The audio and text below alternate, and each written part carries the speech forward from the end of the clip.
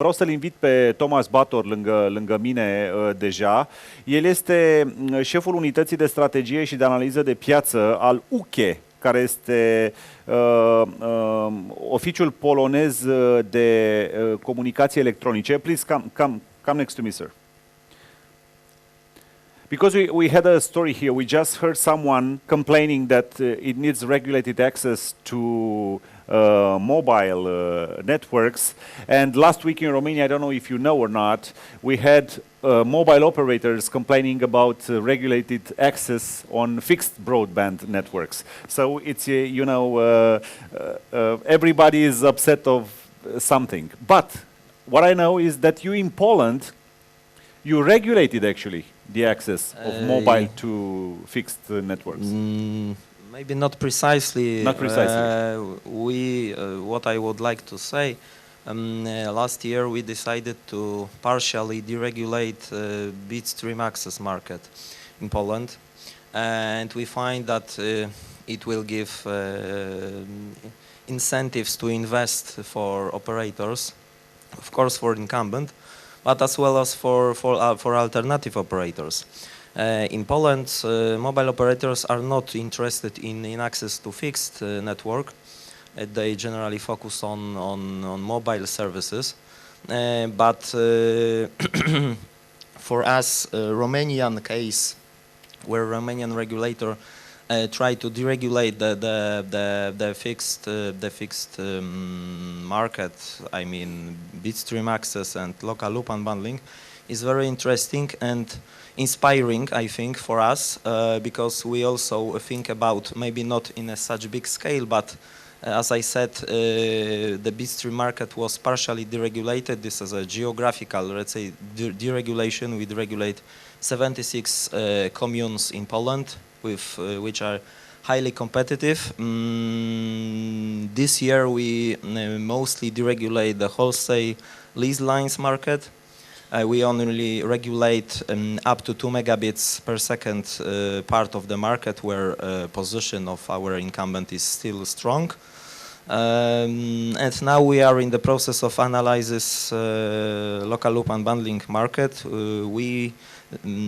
As for now, we plan to withdraw cost obligations on FTTH infrastructure, also to promote investments, also to stimulate our incumbent to invest. So to sum up, was this effective?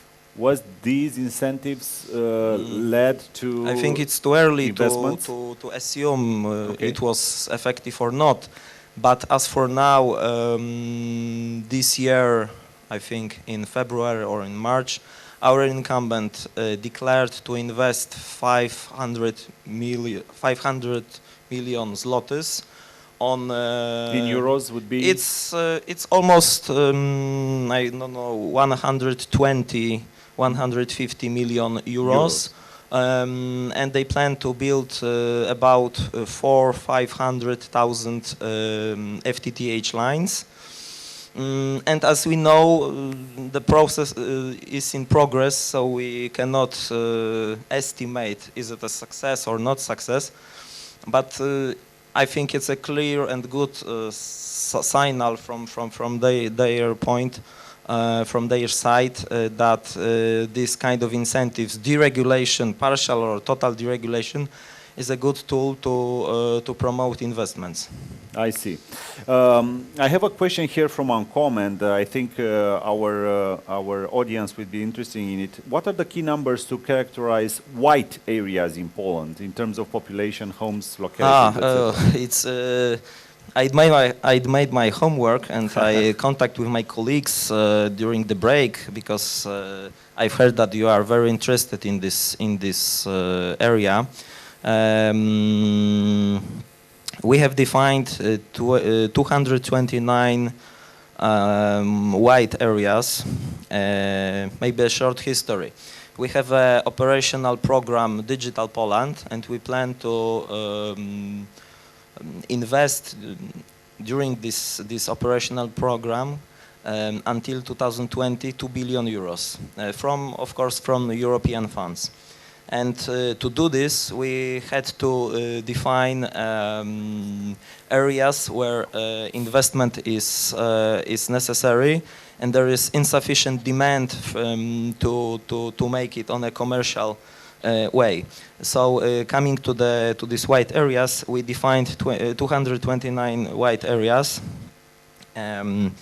These areas are almost similar to a second level of administrative division in Poland. This is something like NUTS 3 in the European Commission. It covers almost 3,000 households, each area, and criteria were a lack of the FTTH infrastructure without defining a bandwidth, a lack of copper radio infrastructure offering at least 30 megabits per second, and lack of existing or planning investments. So these were the main criteria for defining these white areas. I understand. Poland has a great reputation within Eastern European Union in terms of absorbing EU funds. It's very kind. Well, I think it's a fact. From your side to hear about it. Well, you should know our figures, that's why. Yes, but on the other hand, I have to say that when we look at these charts or tables comparing European countries, Romania is on the top of the list, and we are at the last place when we talk about, for example, broadband penetration or fast broadband penetration. You are at the second or third place. Yes, I know. I wasn't So we talking have a about lot that. to I do. was talking about spending European money in terms Yes, I of know, because we had to spend Okay, a lot so- of money to be on your place, for example, on the second or third place. Okay. Our operators are reluctant to invest their own money. As I said, for example, our incumbent operator came to us many times, and they said that the most important obstacle for them is our regulation. So we have. They said that if we will not deregulate even partially the wholesale market, they will not invest. Okay, one last question.